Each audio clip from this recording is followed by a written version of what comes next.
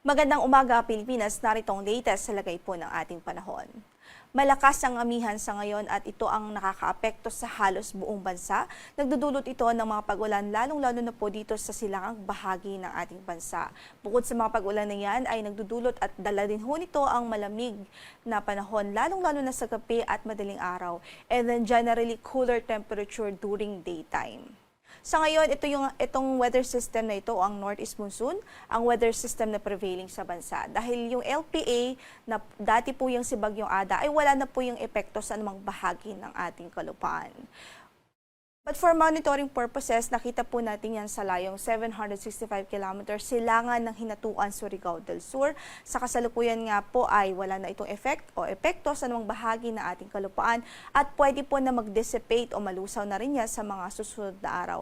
At nakikita rin natin na posible that by tomorrow ang mag-prevail dito sa silangang bahagi ng Mindanao ay yung shear line. Ito yung salubungan ng hangin mula sa northeast at easterlies. Samantala, meron pang isang LPA sa labas ng ating area of responsibility na minomonitor tayo.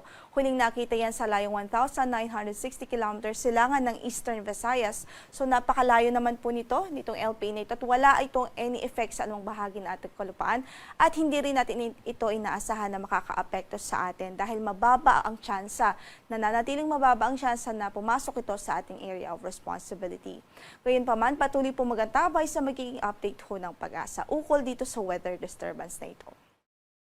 Samantala, para sa pagtaya ng ating panahon, asahan nga natin ng maulap na papawurin at tsansa ho ng mahihinang mga pag-ulan pa rin dito sa Cagayan Valley Region, dito nga po sa malaking bahagi ng Cordillera Administrative Region, sa Aurora, Quezon, Bicol Region, maging dito sa silangang bahagi pa ng sa silangang bahagi ng Kabisayaan at Mindanao.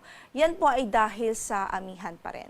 And then for the rest of Metro Manila and the rest of Luzon, asahan natin ng bahagyang maulap hanggang sa maulap na papawurin at tsansa ho ng mga pulupulong mahihinang mga pag-ulan, direktang epekto din ng amihan.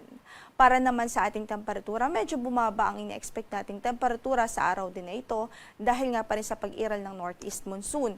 Dito na lang po sa Baguio, 11 to 22 degrees Celsius ang inaasahan natin for today. Sa Tagaytay, malamig din, 19 to 25 degrees Celsius. Sa Tuguegarao ay 19 to 27 degrees Celsius. Sa Legazpi ay 24 to 29 degrees Celsius. Habang sa Lawag ay 23 to 28 degrees Celsius. At dito sa Metro Manila, 20 to 30 degrees Celsius ang magiging agwat ho ng ating temperatura for today. Samantala, sa silangang bahagi ng Kabisayan or Eastern Visayas, maging dito po sa Caraga Region, Davao Region at Northern Mindanao, asahan din natin ng maulap na papawurin at mahihinang mga pagbuhos ng ulan dahil sa epekto din ng amihan. Then for the rest of Visayas at Mindanao ay bahagyang maulap hanggang sa maulap din ang papawurin natin at posible ang mga isolated o pulupulong mahihinang mga pagulan dahil sa amihan. Samantala, para naman sa temperatura natin sa Cebu, 25 to 30 degrees Celsius, 24 to 29 sa Iloilo, 24 to 30 sa Tacloban, sa Puerto Princesa ay 25 to 30 degrees Celsius, 24 to 28 degrees Celsius sa Kalayaan Islands, sa Zamboanga ay 22 to 32 degrees Celsius, at sa Davao naman ay 24 to 32 degrees Celsius, habang sa Cagayan de Oro ay 23 to 30 degrees Celsius.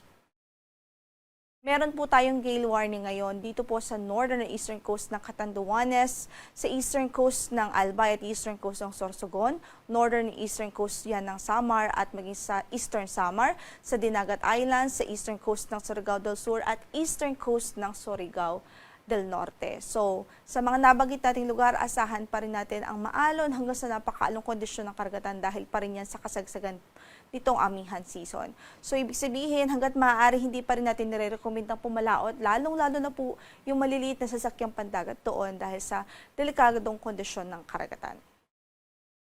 Ang sunrise po natin for today is 6:25 in the morning at lulubog ang araw mamaya sa ganap na alas 5:51 ng hapon.